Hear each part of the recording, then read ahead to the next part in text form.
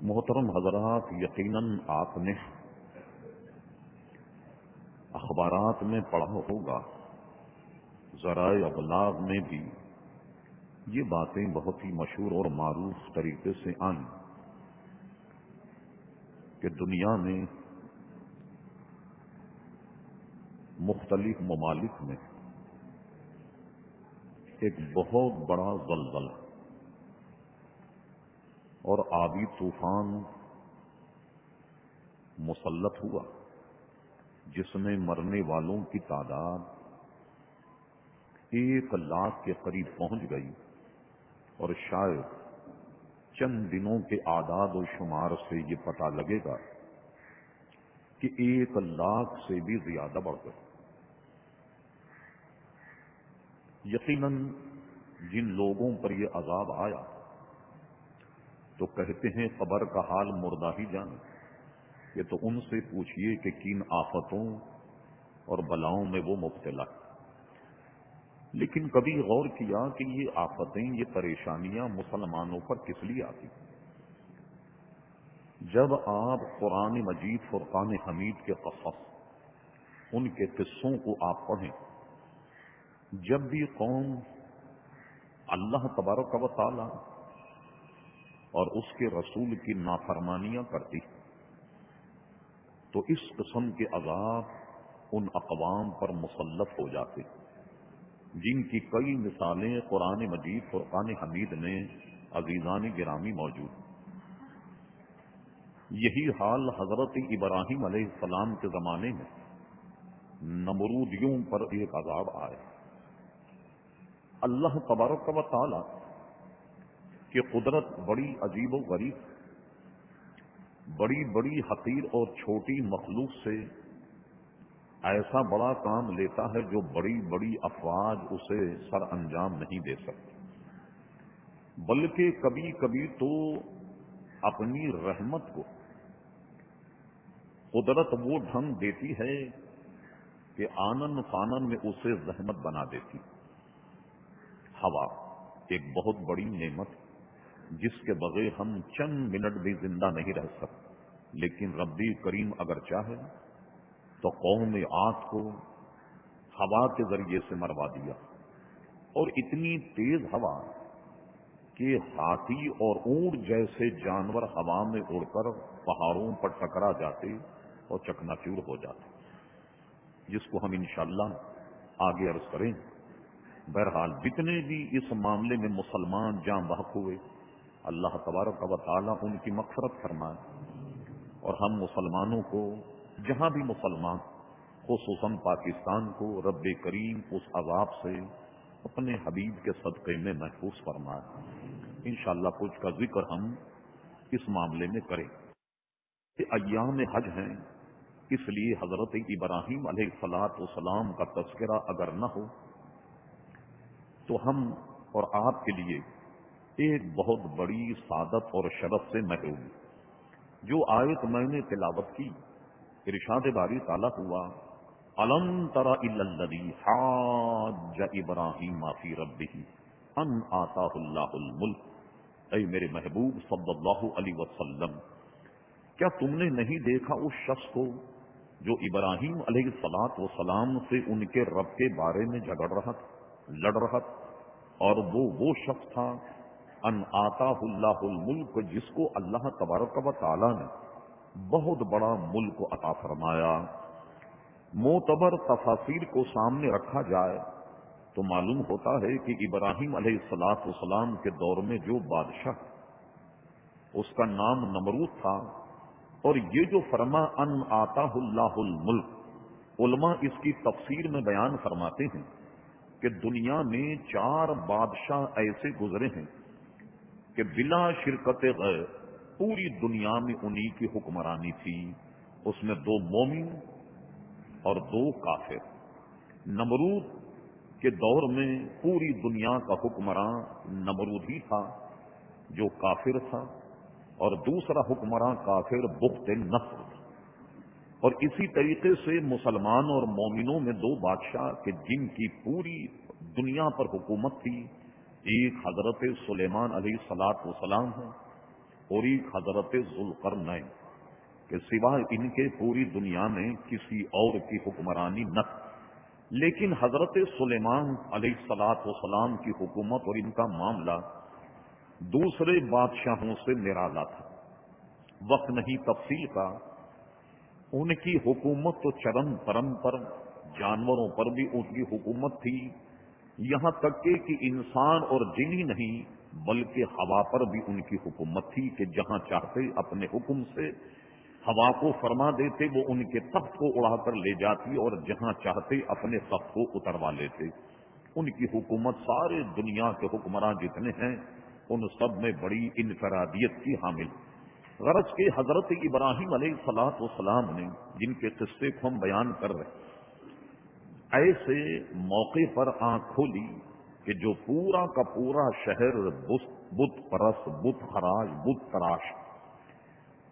اس وقت نہیں، ورنہ اتنا کہہ دینا کافی ہے کہ حضرت ابراہیم علیہ الصلوۃ والسلام کے والدین ماجدین یہ دونوں مومن. آذر آپ کا والد نہیں، آذر آپ کا چچا. تفسیر ابن عباس اگرچہ اس پہ کچھ لیدے بھی علماء نے کی ہے، لیکن یہ جزیہ اس میں موجود ہے. حضرت عبداللہ ابن عباس کا قول ہے کہ حضرت ابراہیم علیہ الصلوۃ والسلام کے والد ماجد یعنی آذر نہیں تھا، بلکہ آپ کے والد ماجد کا نام تھا طارق بن ناخور. طارق آپ کے والد کا نام تھا، آذر آپ کا چچا.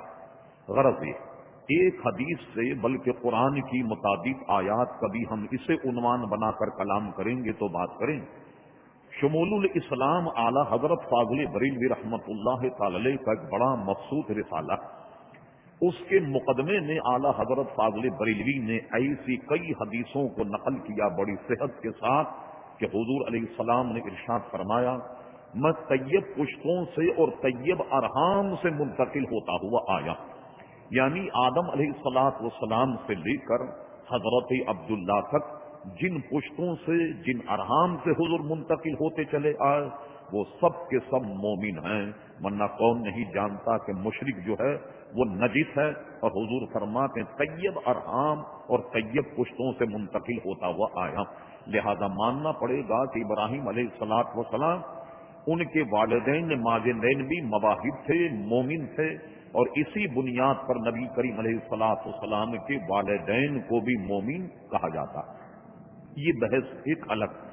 حضرت ابراہیم علیہ الصلوۃ والسلام نے جب ماحول میں آنکھ کھولی، ان کے والدین کا تو انتقال و وصال ہو چکا تھا، تو آپ نے آذر کو دیکھا اور اپنے گرد و نواح کے ماحول کو دیکھا.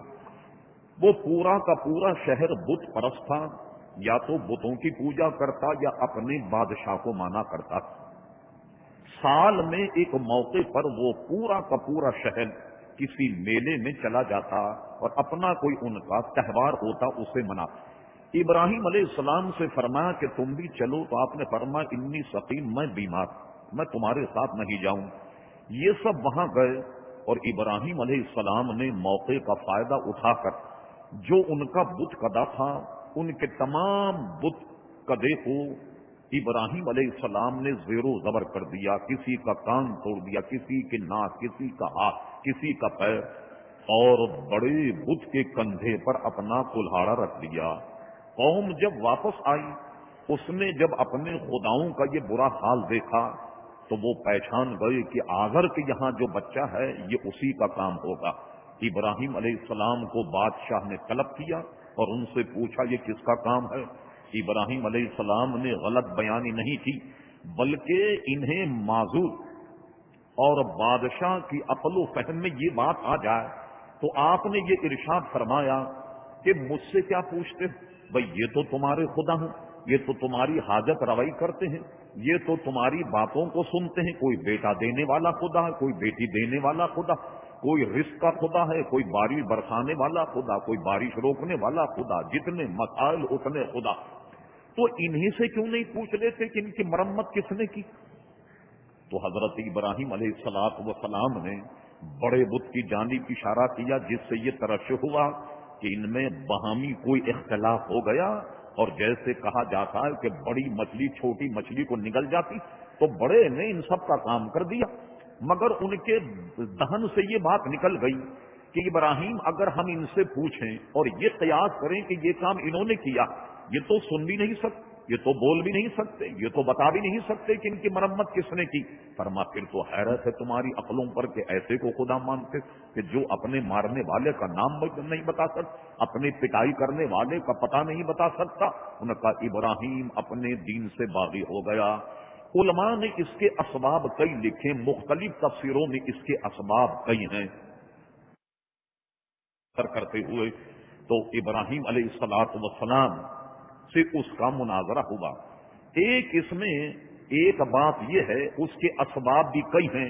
ابراہیم علیہ السلام سے پوچھا اچھا یہ بتاؤ کہ گویا اگر یہ تمہارے خدا نہیں تو تمہارا خدا کون؟ ابراہیم علیہ السلام نے فرمایا کہ میرا خدا وہ ہے جو مارتا اور جلاتا۔ ایک روایت یہ ہے کہ اس نے جب یہ کہا کہ مجھے سجدہ کرو تو ابراہیم علیہ السلام نے فرمایا کہ میں تو سوائے اپنے رب کے کسی کو سجدہ نہیں کرتا۔ فرما تو تمہارا رب کون ہے؟ میں اپنے سوا تو کسی کو نہیں جانتا کہ تمہارا کوئی رب۔ ابراہیم علیہ السلام نے فرمایا میرا رب وہ ہے جو مارتا اور جلاتا۔ مگر اس آدمی کا عقل و فہم کیسا عجیب و غریب، کہنے لگا اچھا مارنا اگر جلانا کسی کا نام خدا ہے، یہ دونوں قدرتیں تو مجھ میں بھی موجود۔ دو آدمی اس نے بلائے، ایک کو چھوڑ دیا، ایک کو سزائے موت دے دی، کہا دیکھو ہم جسے چاہتے ہیں زندگی بخش دیتے اور جسے چاہتے ہیں موت دے دیتے، یہ دونوں صفتیں تو ہم میں بھی موجود۔ ابراہیم علیہ السلام نے جب دیکھا کہ یہ بات اس کی سمجھ میں نہیں آئی تو ابراہیم علیہ السلام نے دوسرا سوال کیا، فرما اچھا تو اب تیرا خدائی دعویٰ کہ تیرا عالم میں اتنا تصرف ہے کہ تو جسے چاہے مار جسے چاہے جلا دے؟ فرما میرا رب وہ ہے جو مشرق سے سورج نکالتا مغرب میں غروب کرتا۔ اگر تو ربوبیت کا دعوے دار ہے تو ایسا کر کے دکھا۔ اب ظاہر ہے کہ اس کا کوئی ظاہری ملتا ہوا 2-1% بھی کوئی منظر اس کے پاس نہیں تھا، جیسا کہ یہ حیات اور ممات پر اس نے ایک منظر پیش کیا، اب وہ یہ کام نہیں کر سکا۔ حضرات علماء کرام نے لکھا خدا نہ خواستہ یہ بات اگر نمرود کی عقل میں آ جاتی کہ میں تو مشرق سے مغرب سے سورج نکال کر مشرق میں غروب نہیں کر سکتا، ابراہیم میں تم سے کہتا ہوں کہ تم اپنے رب سے کہو کہ تمہارا رب جسے تم اپنا رب کہتے وہ مغرب سے سورج نکالے اور مشرق میں غروب کر دے۔ تو علماء نے لکھا اگر اس کے ذہن میں یہ بات آ جاتی اور حضرت ابراہیم علیہ السلام سے سوال کرتا تو ابراہیم علیہ السلام آسمان کے جس کنارے پر اشارہ کر دیتے سورج وہیں سے طلوع ہو جاتا تاکہ اس سے اپنے معذور ہونے کا پتہ لگ جاتا اور یہ پتہ لگ جاتا کہ ابراہیم جسے خالق اور مالک کہتا وہی سچا خدا ہے۔ غرض یہ کہ کچھ اس کے اسباب رہے ہوں، لیکن یہ مناظر جب ہوا پھر اس کے بعد میں یہ طے ہوا کہ ابراہیم اپنے دین سے باغی ہو گیا اور اس کو آگ میں ڈال دیا جائے۔ بعضوں نے کہا کہ یہ واقعہ یا تو آگ میں ڈالنے کے بعد کا ہے، یہ آگ میں ڈالنے سے پہلے کا ہے، اس میں بھی دو قول، لیکن اب اللہ تبارک و تعالی یہ قدرت کی عادت ہے کہ وہ کسی قوم کو اس وقت تک ہلاک نہیں کرتا جب تک کہ کسی ہادی کو نہ بھیج دے، کسی نبی کے ذریعے سے پیغام حق اسے نہ پہنچا دے۔ رب کریم نے ایک پیغام کو ابراہیم علیہ السلام کے ذریعے سے نمرود کو مل گیا، لیکن اتمام حجت قدرت کا کہ ایک فرشتہ نمرود کے گھر میں آیا اور آنے کے بعد اسے ہدایت کی دعوت دی، اس نے اسے ٹھکرا دیا۔ وہ دوسرے دن پھر آیا، پھر اس نے ہدایت کی دعوت دی، نمرود نے اسے بھی ٹھکرا دیا۔ تیسرا کہ پھر اس نے دعوت دی، اس نے پھر قبول نہ اور رد کر دیا، تیسرا کے بھی ٹھکرا دیا۔ اس شخص نے کہا اب میں اپنا لشکر لے کر آ رہا ہوں اور تو بھی اپنا لشکر تیار کر لے۔ یہ کوئی انسان نہیں تھا، رب کریم کی طرف سے ایک فرشتہ اس پر مامور ہوا۔ نمرود نے اپنی تمام فوجیں جنگل میں کھڑی کر دیں کہ وہ یہ سمجھ رہا تھا کوئی اسی فوج نما کوئی دوسری فوج ہوگی جس سے اس کا مقابلہ ہوگا۔ قدرت کا اہتمام انصرام دیکھیے بڑا عجیب و غریب، رب کریم نے اتنے بڑے لشکر جرار اتنی بڑی فوج کو کیسے مروایا؟ ایک مچھر جس کو ہم کہتے ہیں، یہ مچھر کی ایک موٹی قسم یہ اتنی آئی اتنی تعداد میں کہ آسمان نظر نہیں آتا، سورج نظر نہیں آتا، اور وہ تو کسی فوج کا منتظر تھا، اور ان مچھروں نے پوری نمرودی فوج کو ایسا کر دیا کہ اس کا گوشت، اس کا گوشت اور ہڈیاں سب جناب ان کی بکھر گئیں۔ یہ ایسا عذاب اللہ تبارک و تعالیٰ نے نمرود پر، اس کی فوج پر عزیزان گرامی نازل کیا۔ ابن کثیر نے ایک قول یہ لکھا، کہتے ہیں کہ یہی مچھر جو اس کو عذاب الہی بن کر فوج پہ ٹوٹے، یہی ایک مچھر اس کی ناک میں گھس گیا، اور ناک میں گھسنے کے بعد اس کے دماغ کو کریدتا رہا۔ ابن کثیر نے یہ قول بھی لکھا کہ آپ جانتے ہیں کہ کوئی چھوٹی موٹی آدمی میں تکلیف آ جائے، کتنا آدمی پریشان ہوتا ہے، کس قدر آہ و پکار کرتا ہے، یہ مچھر اس کے ذہن میں یا اس کے دماغ میں کوئی 2-4 گھنٹے، 2-4 مہینے، 2-4 برس نہیں، ابن کثیر نے یہ قول کیا 400 برس یہ مچھر اس کے دماغ کو چاٹتا رہا۔ اور ایک قول یہ ہے کہ جب کوئی آئے دربار میں کسی بادشاہ کی یہاں، تو آپ جانتے مغلیہ سلطنتوں کا، ان کے بادشاہوں کا طریقہ یہ تھا کہ جو فریادی آئے وہ جھک کر کے 11 مرتبہ بادشاہ سلامت کو سلام کرے، اس کے بعد بادشاہ سلامت کہوں کیا فریاد لائے۔ ہم نے گویا بہادر شاہ ظفر کے واقعے میں دیکھا، باوجود اس کے کہ وہ معزول ہو گیا تھا، انگریز جو تھا ہندوستان پر قابض ہو گیا، مگر اس وقت بھی ایک ملازم جب بہادر شاہ ظفر سے ملنے آیا، اب وہ تخت و تاج کا مالک نہ رہا، لیکن اس ملازم نے اسے 11 مرتبہ جھک کر اسی طرح سلام کیا جس طرح کہ وہ بادشاہ اپنی نشست پر جلوہ گر ہوتا تو اس کے خدام اسے سلام کرتے۔ لیکن آپ کو سن کے تعجب ہوگا، جو اپنے آپ کو خدا کہلوانے والا، جو یہ کہتا تھا کہ میرا دنیا میں ایسا تصرف ہے جسے چاہے مار دوں، جسے چاہے جلا دوں، تو اس کے دربار کا ادب یہ قرار پایا کہ آدمی آگے بڑھے اور اپنا پاپوش، اپنا جوتا نکال کر اور اس کے سر میں چند جوتے رسید کرے اور اس کے بعد بات کرے۔ اور اس کی فضیلت یہ تھی کہ جوتے کی دھمک سے اس کے دماغ کا مچھر کچھ دیر کے لیے خاموش ہو جاتا، اس کو کریدتا نہیں تو تھوڑا سا اسے آرام ملتا۔ واقعی جو اپنے آپ کو خدا کہلوائے تو اس کا دماغ اسی طریقے سے درست ہونا چاہیے تھا۔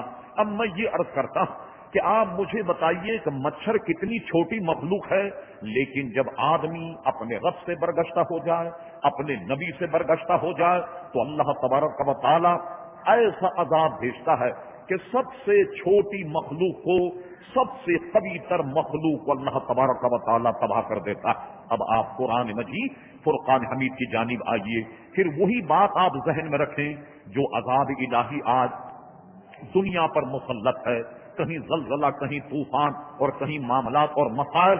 مجھے بتائیے، سب سے پہلے بنیاد آپ نے غور فرمائی، یہ جس وقت یہ زلزلہ آیا، یہ طوفان آیا، اس وقت تاریخ کیا تھی؟ آپ کو یاد ہے؟ 26 تاریخ تھی، ٹھیک ہے صاحب، دسمبر کی 26 تاریخ۔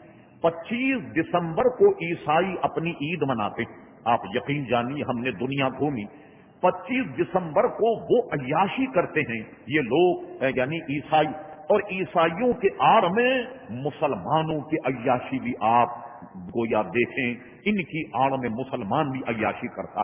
ہمارے یہاں جب جناب 25 دسمبر ہو تو مسلمان عیسائیوں کے ساتھ شراب پیتے ہیں، ہر وہ کام کرتے ہیں جو ایک مسلمان کو زیب نہیں دیتا۔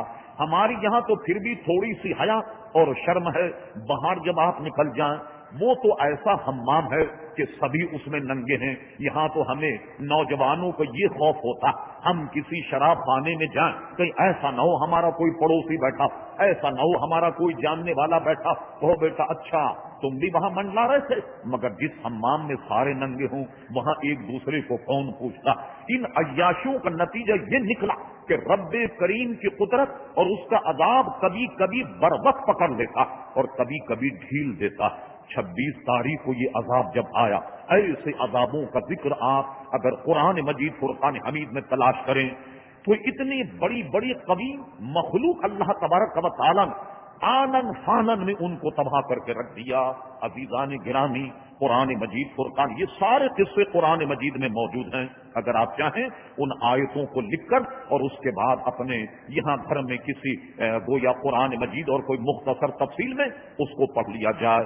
ایک قوم تھی جس کا نام سبا، یہ ان کا مورے سے آلہ تھا جس کا نام سبا تھا۔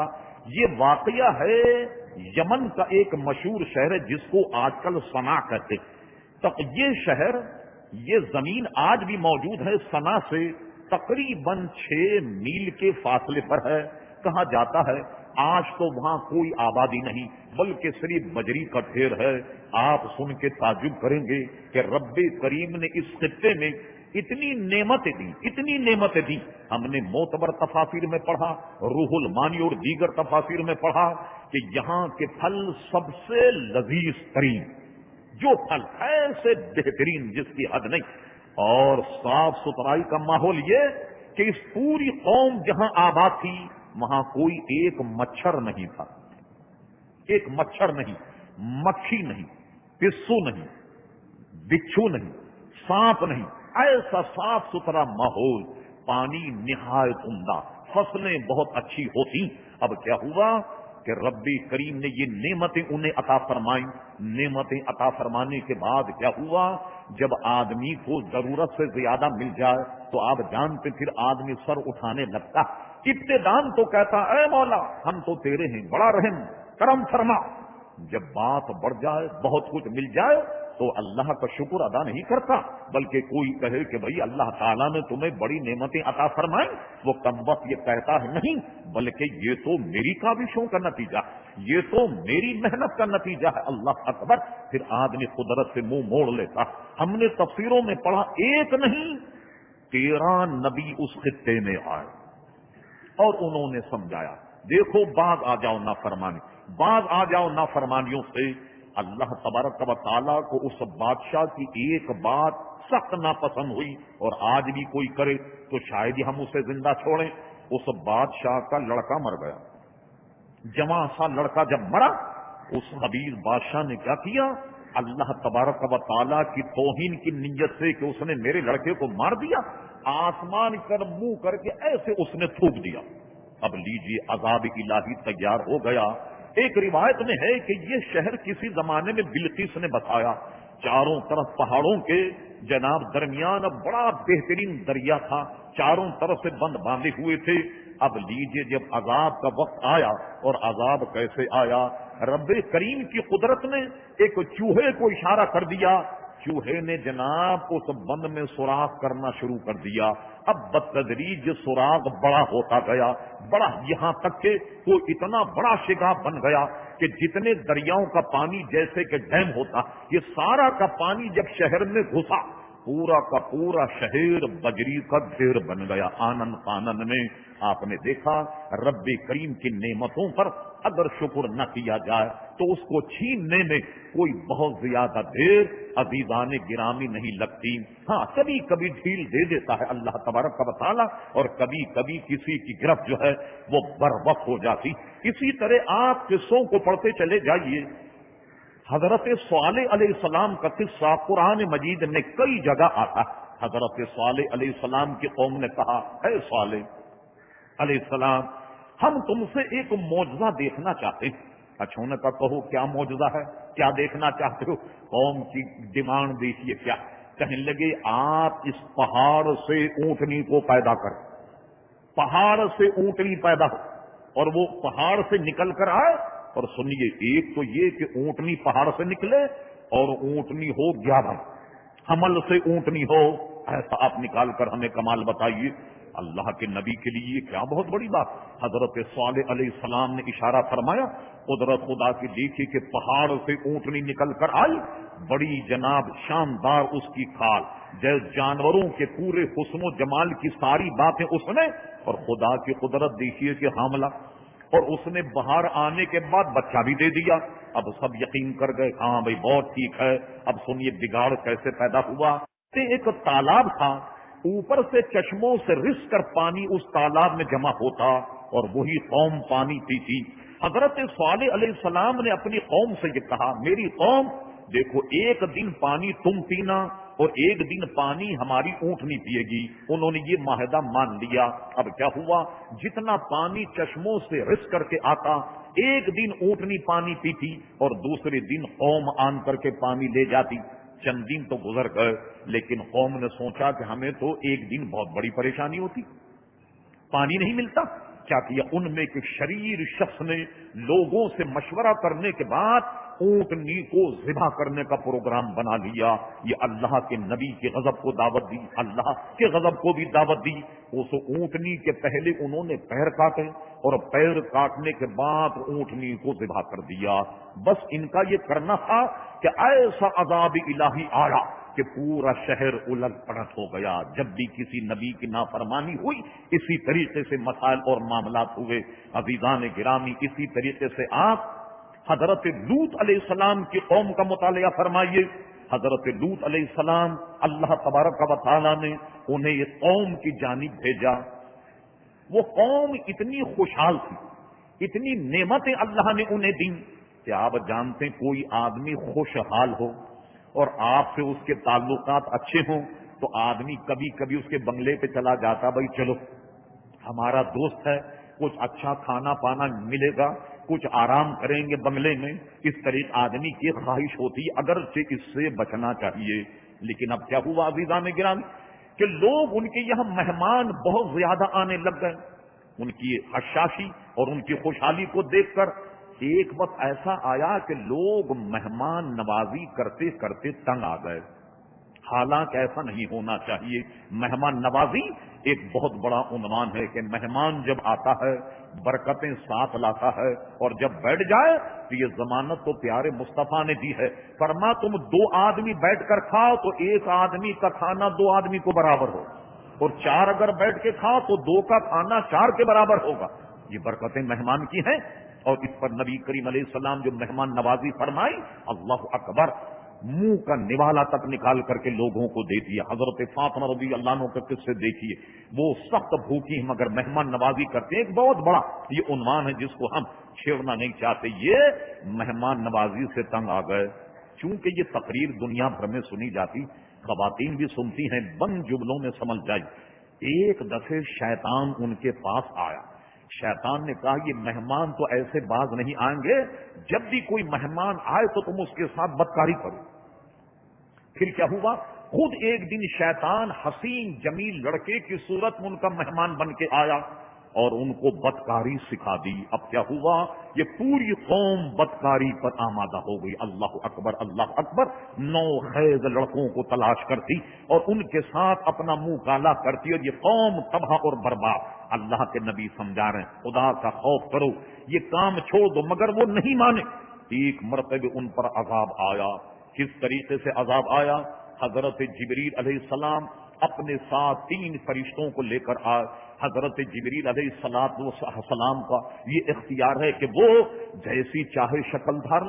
وہ نوجوان حسین 4 لڑکے حضرت لوط علیہ السلام کے گویا مکان میں آئے.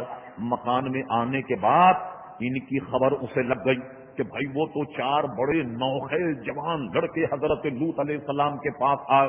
انہوں نے دروازہ کھٹکھٹانا شروع کر دیا. اب حضرت پر یہ خدا کی قدرت کی ابھی منکشف نہیں ہوا کہ یہ فرشتے ہیں. وہ مہمان نوازی میں اتنے پریشان ہو گئے, مگر وہ کمبخت ایسے تھے کہ دیوار سے چڑھ کر کے انہیں جھانکنے لگ گئے. حضرت لوط علیہ السلام بڑے پریشان, کہیں ہمارے مہمانوں کو کوئی نقصان نہ پہنچ جائے.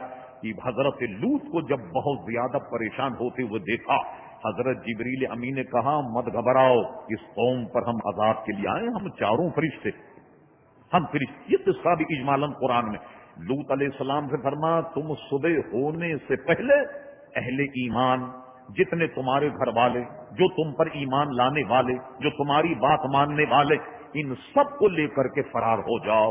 ایک روایت کہ پیچھے مڑ کر مت دیکھنا, جس قوم پر عذاب آئے تو پیچھے مڑ کر نہیں دیکھنا, سیدھے اپنا راستہ لیں, اس قوم پر عذاب آنے والا. حضرت لوط علیہ السلام اپنی قوم, اپنے عیز اقربا کو بچا کر کے لے گئے. لیجیے عذاب کیسا آیا اتنی بڑی بستی اچانک وہ کیسے تباہ ہوئی؟ جبریل امین اصل صورت میں ظاہر ہوئے اور پوری بستی کو زمین میں اپنے پروں کو گڑا کر اور پوری بستی کو آسمان تک بلند کر کے لے گئے اور اس کے بعد اسے الٹ دیا، اور الٹنے کے بعد چھوٹی چھوٹی کنکری ٹوٹی ہوئی جیسے کنکریاں ہوتی، اس کی ایسی برسات ہوئی جیسے موسلا دھار پانی کی بارش ہوتی ہے، کوئی ایک آدمی بھی اس میں نہیں بچا، ایک آدمی بھی عزیزان گرامی نہیں بچا۔ اسی طرح حضرت داؤد علیہ السلام کے زمانے کا عزیزان گرامی واقعہ کہ لوگ بدکاری کرتے کرتے جب جناب توبہ نہ کی، رجوع نہ کیا، تو ان میں دو ایسی تین جماعتیں بن گئیں، ایک تو مسلسل گناہ کر رہی اور ایک انہیں روکتے تھے ٹوکتے تھے کہ دیکھو تم یہ گناہ مت کرو، اور ایک گروہ اسے دل سے برا جانتا تھا، یہ سمجھتا تھا ہمیں ان کے روکنے پر قدرت نہیں، مگر ان کا موقف یہ بھی تھا کہ اس قوم کو سمجھانا بے تھا، اس لیے کہ ان پر عذاب آ جائے گا۔ اس قوم نے اپنے آپ کو بچانے کے لیے کیا کیا؟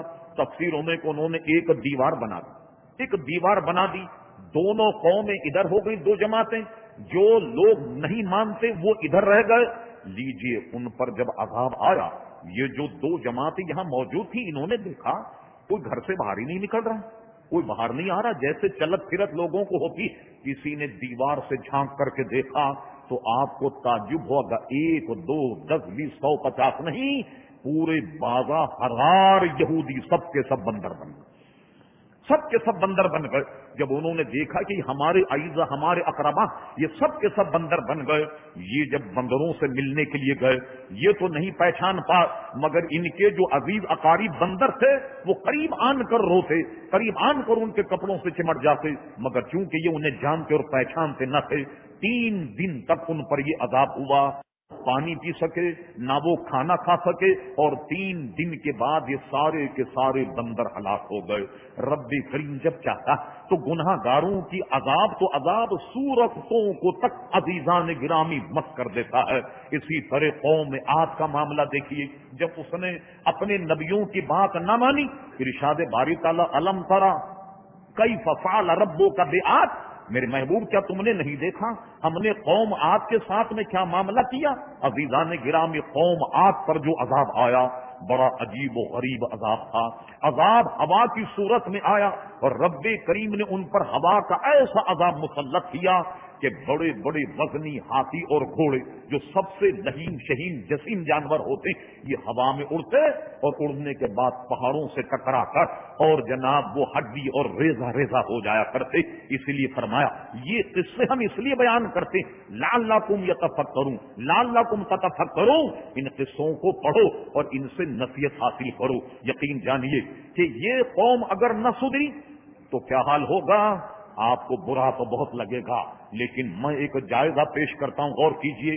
کوئی قوم اس لیے ہلاک ہو گئی وہ کم تولتی تھی، کوئی قوم اس لیے ہلاک ہو گئی کہ اس نے اللہ کا شکر ادا نہ کیا، کفر کیا، بات نہیں مانی، کوئی قوم اس لیے ہلاک ہو گئی اللہ کے نبی کی بات نہیں مانی، ان کی توہین کی، اللہ تبارک و تعالیٰ کی توہین کی۔ کبھی کبھی ایسا ہوا میں ابھی میں نے تذکرہ کیا کہ جناب بدکاری میں قوم مبتلا ہو گئی، اللہ اکبر، حضور علیہ السلام نے ان قوم پر لعنت فرمائی، اور حضور نے ایک اشارہ یہ بھی فرما دیا تھا، اللہ اکبر، احادیث مقدسہ میں یہ موجود ہے، میرے غلاموں ایک وقت آئے گا آدمی آدمی سے ملے گا، عورت عورت سے ملے گی، یعنی عورت عورت سے اپنی حاجت پوری کرے گی، آدمی آدمی سے اپنی حاجت پوری کرے گا۔ مبلغ اسلام حضرت اللہ مولانا عبد العلیم صدیق رحمت اللہ تعالی نے بہار شباب کے نام سے ایک بڑا مارکۃ الرسالہ لکھا، انہوں نے ان ساری حدیثوں کو بیان کر کے حضور نے جہاں جہاں نشاندہی کی ہے ان سب کا انہوں نے تذکرہ کیا، کبھی وقت ہو تو اس کو پڑھیے گا۔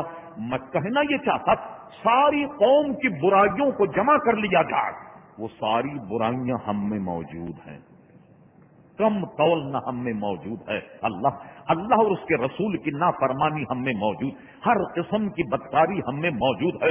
اب بتائیے ہم عذاب کے مستحق ہیں یا نہیں؟ اللہ سے توبہ کرو، مجھے بتائیے اس عذاب کو دیکھیے، آدمی چین سکون سے جناب کیا کہنا چاہیے سکون کی بانسری بجا رہے، پتہ لگا کہ 200 400 فٹ پانی کی لہریں آئیں اور پورا کا پورا شہر نیست و نابود ہو گیا، پوری آبادیاں نیست و نابود ہو گئیں، کہیں زلزلہ، کہیں پانی کا عذاب۔ کبھی غور کیا آپ نے کیوں ہو رہا؟ اللہ اور اس کے رسول کی نافرمانی کرو گے تو یہ سارے عذاب ہم پر مسلط ہوں گے عزیزان گرامی۔ اس لیے ہمیں چاہیے آج اللہ تبارک و تعالیٰ کے حضور سچی توبہ کی جائے۔ مولا جتنے جاں بحق مسلمان ہوئے ان کی تو مغفرت فرما، لیکن ہمیں ان آفتوں سے بچا۔ میں یہ عرض کرنا چاہتا تھا آج اپنی حالتوں کو سدھارا جائے۔ دیکھیے بہت مسلمانوں کا نقصان ہوا، مجھے بتائیے عراق اور بغداد کا کیا حال ہوا؟ اگرچہ بزرگوں کی سرزمین ہے مگر وہ مکلف تو نہیں، ہم مکلف ہیں۔ کیا ہو رہا ہے؟ کس قدر قتل عام ہو رہا ہے؟ کوئی علاج ہے؟ بیت المقدس کا حال دیکھیے، مسلمانوں کا قبل اول اگر کسی صاحب کو یاد ہو تو وہ دیکھے، مفتی اعظم فلسطین سید محمد امین الحسینی لوگوں کہتے مسلمانوں خدا کے واسطے اپنے مکان یہودیوں کو مت بیچو، خدا کے لیے اپنی دکانوں کو یہودیوں کو فروخت مت کرو۔ قوم تھی کہنے لگی لو ہمارا بھائی تو 1 لاکھ دے رہا، یہ 2 لاکھ دے رہا، اس مکان کی قیمت تو 5 لاکھ، یہودی 10 لاکھ دے رہا۔ کیا ہوا؟ یہودی گھس گئے۔ دنیا کا نقشہ دیکھیے، پینسل سے جیسے ایک نشان لگا تو اس پار صرف اتنا ہے اسرائیل، پوری دنیا عرب کے ناک میں دم کیا ہوا۔ اور آپ تذکرہ پڑھیے، میں نے کئی تذکرے بیت المقدس کے پڑھے، بڑے بڑے سیاحوں کے مقالے، کسی کو سرسری پڑھا، کسی کو بالاستیاب پڑھا، آپ کو سن کے تعجب ہوگا یہ یوں ہی نہیں چلا گیا بیت المقدس۔ ایک سیاح نے لکھا میں جب بیت المقدس گیا اور میں بیت المقدس مسلمانوں قبل اول جب نیچے میں اترا تو میں نے دیکھا عیاشیوں کے اڈے، جوؤں کے اڈے، دنیا بھر کے لوگ عیاشی کرنے کے لیے بیت المقدس آتے۔ ایک سیاح نے لکھا میں جب بیت المقدس پہنچا خدا کا کرنا دیکھی کہ رمضان کا چاند نظر آ گیا، روزوں کا چاند۔ میں بیت المقدس مسجد اقصی گیا اور میں سبحان اللہ اپنی قسمت پہ نازا تھا کہ یکم رمضان بیت المقدس میں ہوا۔ وہ سیاح لکھتا کہ عشاء کا جب وقت ہوا تو میں نے دیکھا عشاء کی اذان ہوئی، اذان ہونے کے جب میں نے نماز پڑھی تو مولانا صاحب کی داڑھی غائب۔ اب پھر میں نماز پڑھنے کے بعد میں نے دیکھا اب سنیے کیا ہوگا، کوئی حافظ تراوی پڑھانے والا نہ تھا۔ علم ترا کیفا سے بیت المقدس مسجد اقصی میں تراوی ہوئی۔ اللہ اکبر! مجھے بتائی کیا یہ کا یہ چلا گیا؟ نہیں، یہ ہماری نافرمانی کی وجہ سے گیا۔ اب میں آپ کو چوکس کرتا ہوں، میں پوچھتا ہوں بتائیے وہ تو بیت المقدس تمام انبیاء کرام علیہ السلام کے مزارات، ایک روایت کے مطابق حضرت نوح علیہ السلام کا مزار، حضرت موسیٰ علیہ السلام کا مزار، حضرت ابراہیم علیہ السلام کا مزار، حضرت اسحاق علیہ السلام کا مزار، اسحاق علیہ السلام کی زوجہ حضرت لائقہ کا مزار۔ وہ کہا جاتا ہے کم سے کم 70,000 انبیاء زمین پر جلوہ گر، اور مسلمانوں قبل اول ہماری بہراروی کی وجہ سے یہ قبل اول جب چلا گیا تو پاکستان تو قبل اول نہیں ہے میرے بھائی، یہاں تو کوئی مقدس جگہیں نہیں سوائے چند بزرگان دین کے مزارات مبارکہ کے، اللہ انہیں سلامت رکھے، ان کی چوکھٹوں کو سلامت رکھے، مگر بیت المقدس سے مقدس پاکستان نہیں۔ اگر ہم نے اپنی روش نہ بدلی اور اسی طریقے سے بے روی کا شکار رہے، ہمارے چینل اسی طرح ننگے ڈانس پیش کرتے رہے، انڈین فلموں میں ہمارے لوگ مگن رہے، بس عذاب الہی کا انتظار کرو۔ بس اب ہمیں چاہیے ان برائیوں سے سچی توبہ کرو تاکہ کم سے کم جو بچ گئے مسلمان وہ بچے رہیں، پاکستان کے اللہ تعالیٰ حفاظت فرمائے۔ بلند آواز سے میرے ساتھ پڑھیے استغفر اللہ ربی، استغفر اللہ ربی من کل ذنب واتوب الیہ، استغفر اللہ ربی من کل ذنب واتوب الیہ، استغفر اللہ ربی من کل ذنب واتوب الیہ۔ مولا کریم جتنے بھی مسلمان جہاں کہیں بھی ہیں انہیں اپنے عذاب سے الہی بچا لے، ہماری توبہ کو قبول فرما لے، تمام دنیا اور عالم اسلام کے مسلمانوں کو الہی ارضی سماوی بلاؤں سے نجات عطا فرما۔ وما علینا الا البلاغ۔